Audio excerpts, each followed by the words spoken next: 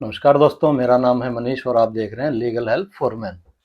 दोस्तों, लगातार आज के टाइम में जो झूठे केस बढ़ते जा रहे हैं और उसमें जो लड़का है वो जो मेन उन झूठों केसों में फंस के एक गलत डिसीजन ले लेता है, लड़की को पैसे दे देता है या सेटलमेंट की सोचता है। वो मेन कारण होता है 125 सीआरपीसी 125 मेंटेनेंस का केस, जिससे एक लड़का डरता है या उसको खर्चा दे देने के लिए बचने के लिए एक मुफ्त पैसा देके उसको सेटलमेंट की तरफ सोचता है।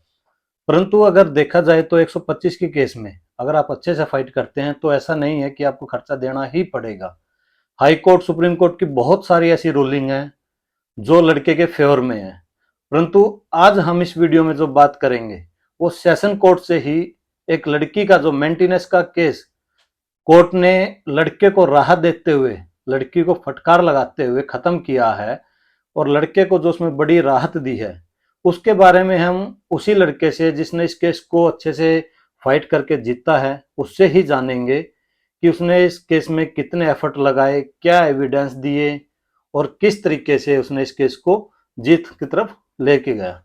तो हमारे साथ हैं भाई सतीश, जिनकी वाइफ ने इनके ऊपर 125 के तहत केस किया था, लेकिन भाई की मेहनत और कुछ एविडेंस और एक अच्छे वकील की गाइडलाइन के तहत भाई ने उसके केस को जो है खत्म करवाया और खर्चे के केस में बहुत बड़ी राहत हासिल की है। तो भाई सतीश, सबसे पहले आपका स्वागत है हमारे चैनल पर। और हम आपसे पूछना चाहेंगे कि आपने इस केस में मतलब केस कब फाइल हुआ था और ये केस आपको जीतने में लगभग कितना टाइम लगा, कितनी प्रॉब्लम आई और किस तरीके से आपने इस केस को जीता। सबसे पहले तो सभी यूट्यूब चैनल देखने वाले लीगल हेल्प फॉर मैन के साथियों को सतीश का नमस्कार है। 125 का केस सर मेरे ऊपर डला था ये 7वें महीने 2021 में, जुलाई 2021 में।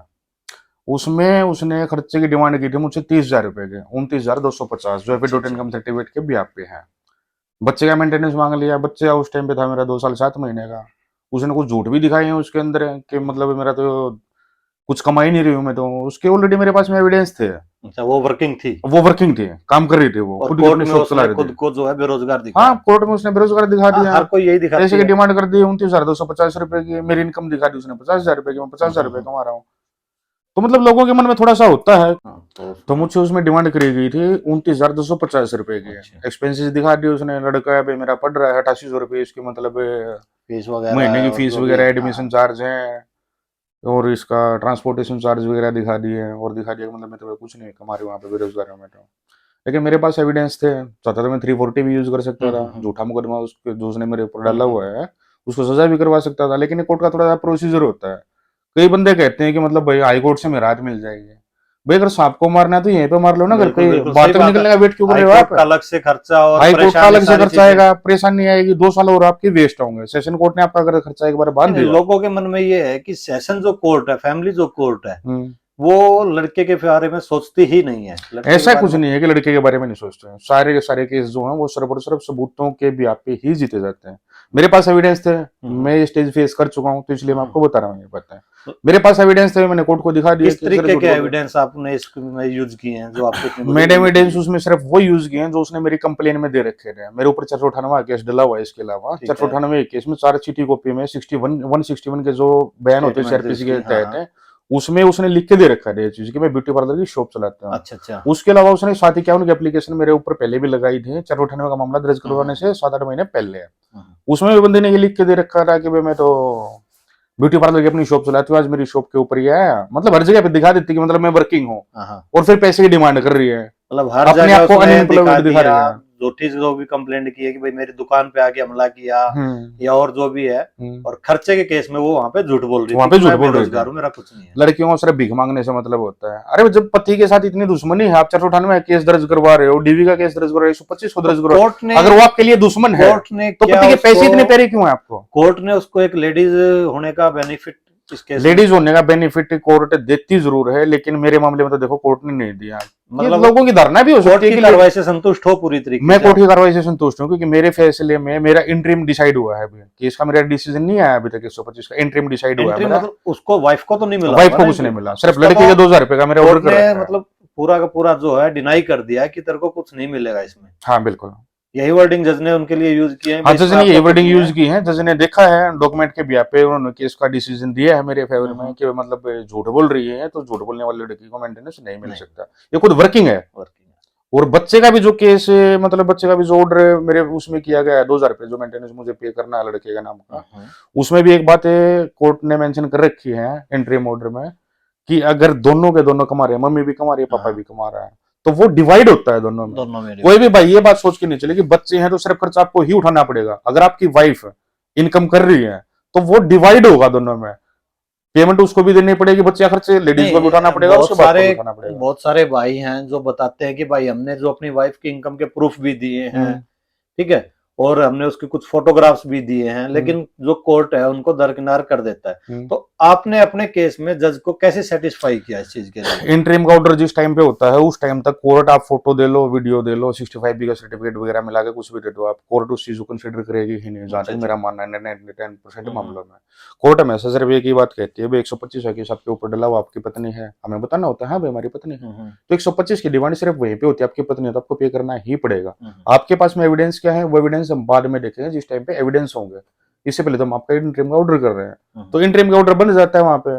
हस्बैंड को जो है वो देना पड़ता है, 10,000 इतना देना पड़ता है। हाँ देना पड़ता है, वो बंदे तो की कैपेबिलिटी के वो ऊपर लड़का है वो बेचारा कहीं ना कहीं दबाव मान जाता है कि हर महीने मैं इसको दूंगा, इससे अच्छा एक मुश्त इसको दे करके पीछा छुड़ा लेता हूँ। एक मुश्त देना क्यों है? तो मैं वही जानना चाह रहा हूँ कि आपने जज को किस चीज में कैसे कन्विंस किया, कैसे सेटिस्फाई किया? एक तरफ तो आप कह रहे हो कि भाई जो एविडेंस नहीं कंसिडर करता है फाइनल तक एंट्रीम देना ही पड़ता है, तो आपने मतलब जज को क्या इसमें आपके वकील का कोई अच्छा रोल था या आप पर्सनली इन पर्सन अपीयर हुए हैं, क्या रहा? इसमें मेरे वकील का भी अच्छा रोल था और मैं खुद भी प्रेजेंट होता था डेट के ऊपर जाता था मैं 125 में। मेरा कहने का मतलब इसमें सिर्फ और सिर्फ एक ये है, अगर आपके पास में डॉक्यूमेंट्री एविडेंस है तो आप इंटरिम की जो बहस होती है, बहस के ऊपर आप एविडेंस दे सकते हो, आर्गुमेंट के टाइम एविडेंस देना चाहिए। हो सकता है कि जज अगर कोई सीडी बना के लेके जाओगे, फोटो लेके जाओगे, तो इंटरिम की बहस के दौरान, कंसिडरेशन के दौरान हो सकता है आपके फोटो एक्सेप्टेबल ना करे। मतलब कहने अगर आपके पास रिटर्न में कुछ है, के पास कोई एविडेंस है, तो सही समय जो है वो लगाने का, जज को दिखाने का टाइम जो है कंसिडरेशन के टाइम पे है। हाँ बिल्कुल है वहां पे। अगर आप पहले लगा रहे हो तो उसको वो इग्नोर मार देगा, इतना इंटरेस्ट नहीं दिखाता। बाद तक आप जाओ ही मत, आप मतलब ये मान के चल रहे हो कि ठीक है अभी तो मेरा 40% हुआ, मैं 100% पे जाके एविडेंस दूंगा, क्यों दोगे आप 100% पे जाके एविडेंस? आप इसी टाइम पे दो ना, फाइट तो अभी चल रही है, सामने तेरे घर के सामने कोई लठ लेके खड़ा है, जब मैं तेरे लड़ने के लिए आया हूँ तो मुझे लठ लेके उसी टाइम पे जाना पड़ेगा, मतलब अपने सर फुड़वा गया हूँ मैं वहां पे। तो मेरा कहना है मतलब सिर्फ ये, जिस टाइम पे कंसिडरेशन पे आपका केस चल रहा है, इंटरिम के ऊपर बहस हो रही है, अगर आपके पास में डॉक्यूमेंट्री एविडेंस है तो आप वहीं पे दीजिए उस चीज को, कोर्ट देखेगा जो इंटरिम में उन्होंने अगर मतलब खर्चा लगाना है या नहीं लगाना है, तो मतलब उन चीजों को तो कंसिडर करेगा ना वहां पे। दूसरा, जैसे हाई कोर्ट और सुप्रीम कोर्ट है, मेंटेनेंस के केस को लड़के के फेवर में बहुत सारी जजमेंट दे रहा है, लेकिन अगर जब बात की जाए किसी पीड़ित से कि भाई तू इस जजमेंट को जो है कोर्ट में यूज कर, तो उनकी सीधी सी वर्डिंग होती है यार कि कोर्ट जो है इन चीजों को नहीं मानता है।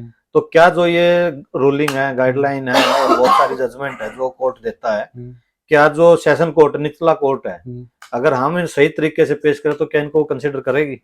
आप जिस जजमेंट का जिक्र कर रहे हो मेंटेनेंस में लेके, आज के टाइम पे इंडिया में सिर्फ एक ही जजमेंट का जिक्र चल रहा है, बार बार रजनीश वर्सेस न्याय का।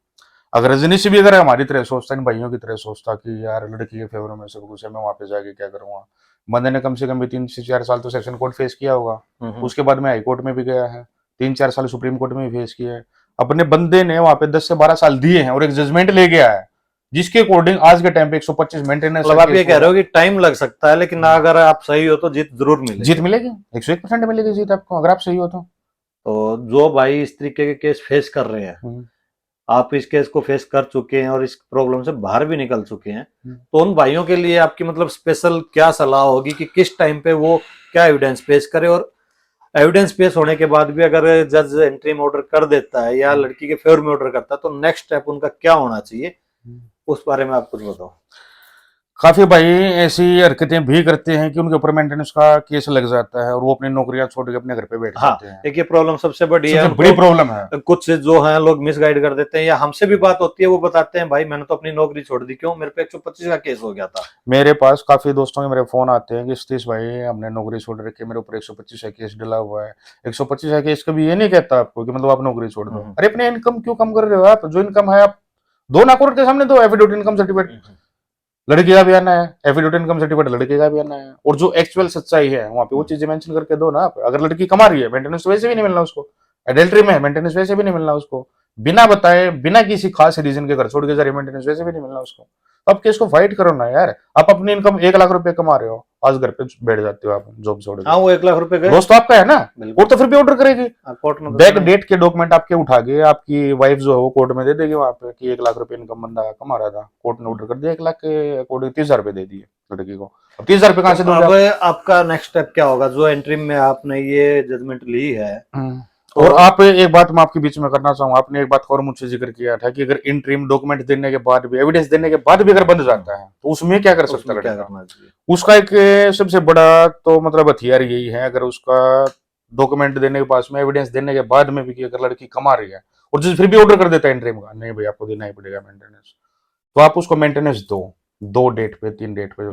सपोज जज ने, कोर्ट ने ऑर्डर कर दिया 5,000 रुपए पर मंथ के हिसाब से, इंटरिम लगा दिया 1.5 साल का है, 2 साल का, 1,20,000 रुपए आपको देना है।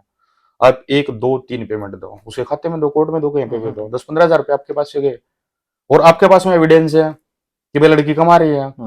2-3 वहां पे EMI वो पे करके 2-3 महीने का मेंटेनेंस उसको देके 340 अप्लाई करो आप वहां पे कि इसने झूठ बोल के मुझे मेंटेनेंस ले मतलब रखा है। आप ये कह रहे हो 340 CRPC के सेक्शन 191, 195, 193, 199 हमेशा यही कहते हैं, अगर झूठ बोल के इसने मेंटेनेंस ले रखा है तो उसमें 7 साल की सजा होगी इसको, एफिडेविट इनकम सर्टिफिकेट के बिहाफ पे।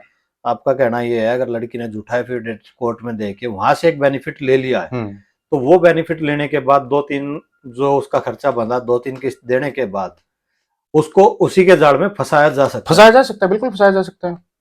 लेकिन बहुत सारी चीजें इसमें वकील कह देते हैं कि 340 में कुछ नहीं होगा, 340 या में हुआ भाई क्यों नहीं? हस्बैंड है तो तू मतलब पहले से ही सरेंडर कर दे। तो उस चीज के लिए क्या लड़कों के लिए आपकी सलाह? लड़कों के लिए यही है, सबसे बड़ा हथियार जो है आज के टाइम पे वो खुद का दिमाग है।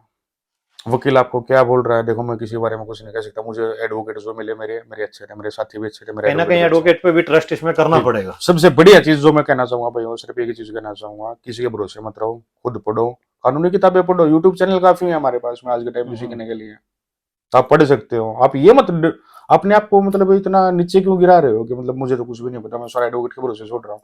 ठीक है, आपका एडवोकेट अच्छा भी हो सकता है, आपका एडवोकेट खराब भी हो सकता है उसकी जितनी नॉलेज ना भी हो।